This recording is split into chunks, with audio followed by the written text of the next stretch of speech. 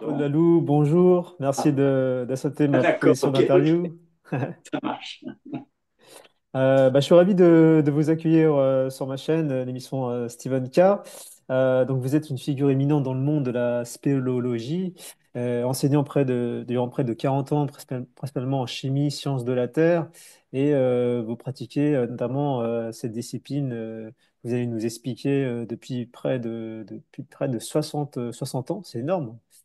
Un peu plus que Euh, 60 ans même, plus que... il faut avouer. Ouais, ouais. C'est beaucoup. Donc, pour commencer, Jean-Claude, quels ont été les éléments déclencheurs de cette passion, de cette vocation pour ce monde des grottes? Alors, le déclencheur, c'était une activité dans le cadre du mouvement éclaireur, le mouvement scout en Suisse. Je suis né à Paris euh, en- le 6 janvier 46, qui m'a valu aux grandes dames de mes sœurs l'avantage indu de bénéficier de la fève, la galette des rois pendant de nombreuses années. C'est un vrai scandale. Enfin, c'est un détail. Je suis arrivé à Genève, donc dans les bagages de la famille, en 48. C'est là que mon histoire se passe, avec quelques incartades en France. Donc, j'ai assez rapidement rejoint le mouvement scout par les copains. Et puis, il y en a un ou l'autre, je ne sais plus lequel, qui avait l'idée d'aller faire une grotte, et puis même un autre qui avait l'idée d'aller tourner un film dans une grotte, ce qui était une folie furieuse à l'époque, avec des batteries de tracteurs, enfin des âneries. Voilà, mais mes débuts, c'est dans les grottes du Salève, qui est une montagne française qui entoure Genève, enfin qui entoure, en vue de Genève. J'aimerais un mot sur notamment le silence des grottes. Est-ce que ça a influencé votre perception du temps? Alors, je trouve ça extraordinaire. Le silence des grottes, c'est gentil de le dire, parce que ça fait partie automatiquement, chaque fois que j'emmène quelqu'un sous terre qui n'y est jamais allé ou très peu, j'ai toujours envie de partager avec cette personne un moment de silence et d'obscurité.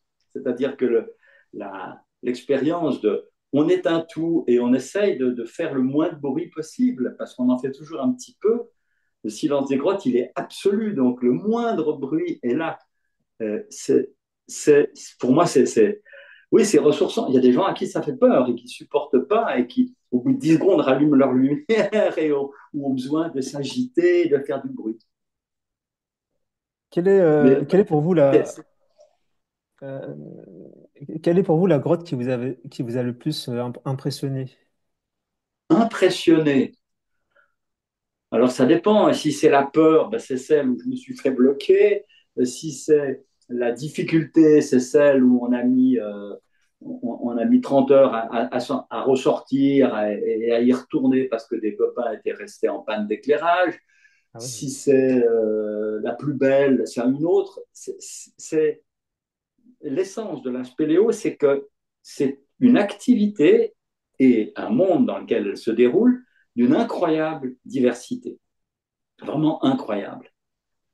Il y a de la beauté, il y a du danger, il y a oui, il y a diverses formes d'esthétique d'ailleurs. Une belle forme de galerie, c'est pour moi aussi beau qu'une petite concrétion. Donc voilà, j'ai pas de top 10, top 3, top 2, j'ai pas ça. Est-ce que vous avez trouvé quelque chose sous terre qui vous a mis en question par rapport à vos croyances personnelles ou scientifiques? Alors oui, les croyances personnelles, elles sont remises en cause dans les situations de danger, honnêtement, ou d'extrême fatigue. Mais c'est les situations où finalement le corps est soumis à rude épreuve qui sont à mon sens, à mes souvenirs, on trie, hein, les plus éprouvantes, finalement, les plus enrichissantes aussi, finalement. Qu'est-ce qui aujourd'hui, Jean-Claude, vous pousse toujours à continuer ce que vous faites? C'est quoi cette source d'énergie là qui vous motive? Alors, pour la spéléo, c'est une sorte de fidélité, je pense, parce que l'époque des grandes découvertes, des grandes explorations, ben, elle est quand même passée pour moi. J'ai le bonheur d'avoir des amis précieux qui me font signe quand ils font une belle découverte. Ils disent, oui, on a un trou, ouais, il fait pas trop, il est pas trop, ouais, il y a 100 mètres, c'est bon, c'est encore dans ton créneau, viens voir ce qu'on a trouvé. Donc, c'est le sens du partage qui m'y emmène encore, de l'amitié, de la fidélité. Puis quelques engagements sur le plan scientifique, en effet, de faire, de promouvoir cette activité. Et puis aussi le bonheur d'écrire, parce que j'ai eu le plaisir de participer à quelques publications de bouquins pour essayer de faire découvrir ou faire comprendre cette activité multiforme, comme je vous le disais, au grand public de manière la plus juste possible. Et pas seulement ah, il y a eu un accident, un spéléo est bloqué, je ne sais quoi. Il y a bien d'autres choses à dire sur la spéléo. J'ai vu dans l'un de vos documentaires, alors dites-moi le nom de de ce tunnel d'autoroute. En fait, il y a, via ce tunnel d'autoroute, à l'intérieur, on peut accéder du coup mais ça, il n'y a que vous qui puissiez y accéder à d'autres tunnels, à d'autres grottes en fait. Est-ce que, Alors, oui, il y a plusieurs histoires. Les deux histoires de tunnels qui me viennent à l'esprit, il y en a d'autres, hein, mais oui, qui me sont proches, sont proche de chez moi, en plus, dans le canton de Neuchâtel, alors que j'ai pas toujours vécu, loin de là. J'ai fait beaucoup plus de spéléo en Haute-Savoie et à la vallée de Joux, dans le canton de Vaud, que dans le canton de Neuchâtel. Alors, il y a d'une part le tunnel de la Vue des Alpes, où en effet l'autoroute qui va de Neuchâtel, la ville du Bas, à Chaux-de-Fonds, la ville du Haut, traverse la montagne sous la Vue des Alpes. Et lors du percement du tunnel, ils ont trépané, c'est vraiment le terme, ils ont trépané une énorme caverne, très très grande, un immense, c'est un plafond rocheux extraordinaire, une dalle rocheuse dont on peut se demander mais comment ça tient quoi. Donc c'est très impressionnant. C'est pas une grotte intéressante au-delà de cette rencontre exceptionnelle. Puis la deuxième, qui me semble beaucoup plus intéressante, c'est une autre cavité trépanée par le percement d'un tunnel routier, celui-là, pour éviter un entre guillemets virage de la mort qu'il y avait dans le coin. Ils ont coupé la montagne, on voit les rutelins, et ils ont trépané une petite cavité. Ils ont fait appel à l'Institut de Spéléo, dont j'avais l'honneur d'être le président à l'époque, pour vérifier qu'il n'y avait pas de danger pour le chantier. L'Institut, l'ISCA, l'Institut de Spéléo est venu, a fait son expertise. Non, vous pouvez y aller, vous risquez rien. Mais, s'il vous plaît, ne bouchez pas la suite que nous voyons en bas. Laissez-nous un accès. Et cet accès, dans notre petite porte dans le tunnel avec une ça. clé par club spéléo de la région, cet accès dans le tunnel a permis de découvrir le début du réseau souterrain de l'Areuse, qui est une source exceptionnelle dans sa variabilité, dans ses colères spectaculaires, que les spéléo-neuchâtelois recherchent depuis, je ne sais pas, un demi-siècle. Et là, paf, c'est le percement d'un tunnel qui a permis de tomber dessus et l'exploration est encore en cours. D'accord. Et très Est-ce que Justement, est-ce que parmi ces tunnels, est-ce que le tunnel du Gothard, est-ce que ce tunnel aussi mène vers d'autres Un tunnels? tunnel du Gothard, moi, je m'en fiche, hein, parce que, bon, si, pour prendre le train, je m'en fiche parce que c'est dans des terrains qui sont pas calcaires. Enfin, il y a du calcaire aussi, mais on est dans des zones cristallines, dans des zones de roches du socle et pas de roches de couverture, de roches sédimentaires au sein desquelles les cavernes se développent. L'eau n'est pas capable de dissoudre le granit, le gneiss, etc., alors qu'elle est capable avec une efficacité impressionnante de dissoudre le calcaire. Donc, mon domaine de prédilection, c'est le calcaire. Je suis un peu exclusif. D'accord. Donc il y a pas il y a pas d'accès à d'autres grottes. Non, alors il peut y avoir des géodes, oui, des fissures. Bien sûr, il y a la nature est par nature irrégulière. Heureusement, sinon elle serait terne. Alors on peut, en effet, en perçant n'importe quel tunnel, tomber sur des surprises, évidemment. D'accord. Un message pour les jeunes qui souhaitent explorer la spéléologie de manière autonome. Quelles sont les étapes clés pour s'initier de manière sûre et enrichissante et comment peut-on équilibrer la liberté d'exploration avec avec les responsabilités de sécurité? Alors, ben, je crois que c'est pas très compliqué. Alors, on a en Suisse un système assez développé qui s'appelle le passeport vacances. C'est des activités proposées aux jeunes, souvent dans le cadre de l'école, pour aller découvrir une activité, quelle qu'elle soit, hein. Ça peut être de la filature, de la reliure ou de la spéléo, hein.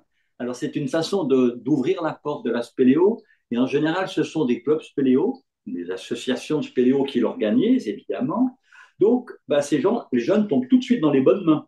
Parce que pour moi, il n'y a pas d'autre réponse que renseignez-vous quelle est la société spéléologique la plus proche et allez-y. Vous y trouverez la compétence, l'amitié, le matériel, etc. Il n'y a pas d'autre bon moyen, à mon avis, de démarrer la spéléo que de le faire dans le cadre d'un club.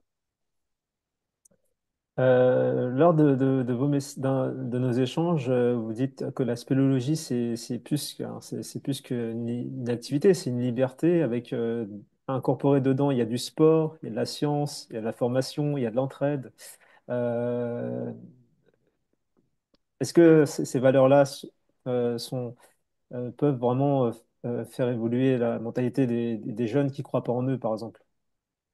Ah, moi, j'y crois très fort, ouais, parce que, alors, le côté culturel, c'est ce mariage équilibré, de plus en plus équilibré. Il ne l'a pas toujours été, hein, puisque j'ai le bonheur d'avoir vu plus d'un demi-siècle de spéléo. Je n'ai pas toujours vu la même spéléo, c'est vrai. J'ai vu la spéléo des exploits d'abord au début, puis la spéléo, une spéléo plus équilibrée, justement, entre découverte et désir de comprendre, de révéler. Donc, le bon mariage sport-science, si l'on veut. Et puis, il y a la troisième facette. Alors, la facette personnelle, individuelle, c'est la formation du caractère. Moi, j'ai énormément appris en courage un peu et beaucoup plus en autonomie parce que sous terre, quelle que soit l'entraide et la camaraderie, on est livré à soi-même, on est livré à ses peurs, à ses faiblesses, et on doit lutter contre ou lutter avec, ce qui est plus intéressant, pour, à la limite, aimer cette difficulté. Par exemple, dire, ah, il y a une étroiture, on m'a dit que personne n'arrivait à la passer, allez, hop, je vais essayer de m'y glisser. Et puis, ça permet de faire, peut-être, pas chaque fois, hein, une belle découverte, parce que personne n'avait encore osé se faufiler dans cet endroit exigu incroyable, quoi. Donc, cette formation de caractère est pour moi le plus fort message et héritage, comment dire, ce que la spélo m'a donné de plus fort. Formation du caractère, ouais.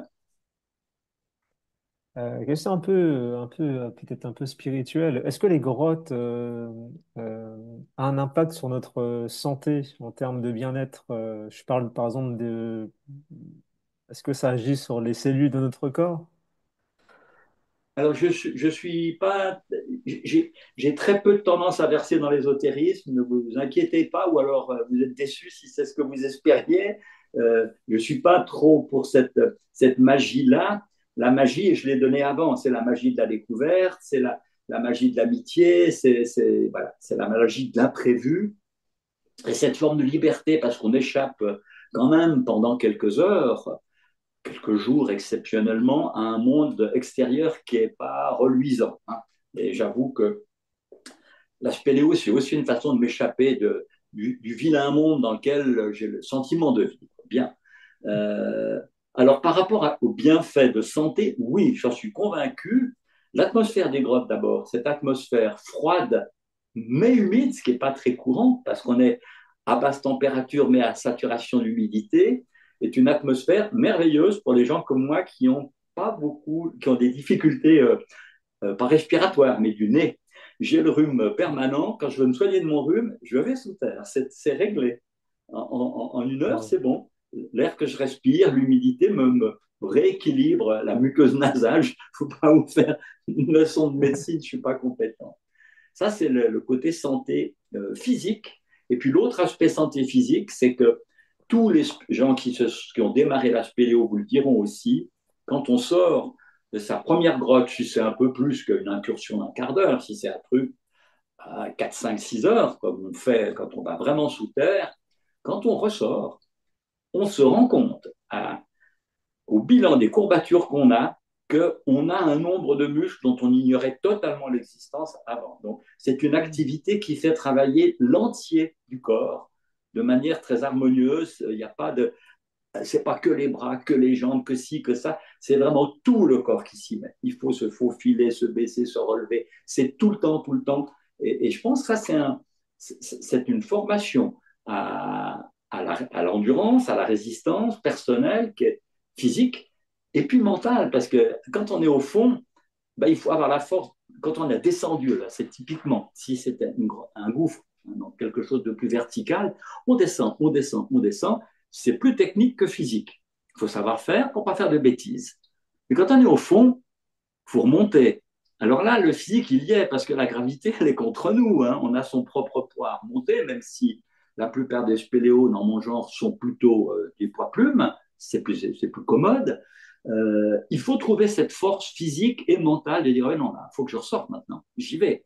Et il faut aussi savoir s'arrêter avant, faire demi-tour au bon moment. Donc, c'est un peu tout cet ensemble-là. Je suis un peu bavard, Ah, c'est excusez-moi, mais intéressant. j'arrive Ouais. pas à répondre en un mot à vos Oui, je questions parce comprends. que ça fait appel à trop de choses pour moi pour être très concis.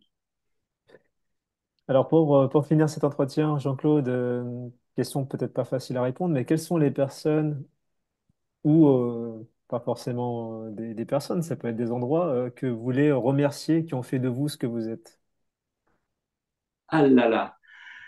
Ah ben, les personnes, moi, parce que les endroits, non, j'aime bien les endroits, mais je ne les respecte pas comme les personnes. C'est quand même une autre dimension. Hein. Les bouquins que j'ai écrits sur les grottes, j'ai toujours essayé d'évoquer la présence de l'homme, parce que c'est parce qu'on y va que la grotte devient intéressante pour les gens avec qui on en parle. En soi, elle n'a pas besoin de nous, la grotte. Hein, la grotte le prouve. Alors, ah, mais ouais, je les ai là. J'ai mes trois meilleurs amis veillent sur notre entretien, mais ces trois amis que je n'ai plus. Ces trois amis qui sont partis, euh, l'un dans un canyon, dans une descente de canyon, qui est une activité voisine, cousine de la spéléo. Le deuxième en plongée, qui était pour moi, un des plus grands plongeurs spéléo, celui qui m'a appris la plongée spéléo, le temps que j'en ai fait, et qui m'a appris à être moi-même courageux, autonome, à couper le cordon ombilical selon l'image qu'il employait lui-même, à être un adulte. Et puis le troisième qui était en même temps un explorateur dans l'île de Bornéo, qui est un merveilleux compagnon spéléo qui a défendu les penants, les habitants, les indigènes de la forêt de Bornéo et qui a laissé sa peau parce qu'il était trop dérangeant et qu'il a été certainement assassiné là. Donc voilà, les trois personnes que je pourrais remercier. Oui, alors après, il y a tous les autres amis, compagnons, compagnes, qui ont accompagné mon parcours ou qui ont supporté mes incartades. Parce que dans un couple, par exemple, qui a un spéléo dans le couple, si les deux ne le sont pas, c'est pas très simple. Hein. On est toujours parti, on revient, on est dégoûtant, on est sale, on en met partout. Voilà, donc des remerciements, je pourrais en faire beaucoup. En tout cas, merci beaucoup Jean-Claude pour ce moment de partage et comme je dis toujours, l'aventure continue. J'ai pas, oui, oui, ah ben, j'espère bien. Ouais, ouais, ouais. Aussi longtemps qu'elle voudra bien. On ne connaît pas l'échéance, fort heureusement. Merci Jean-Claude. Au revoir, merci Stéphane.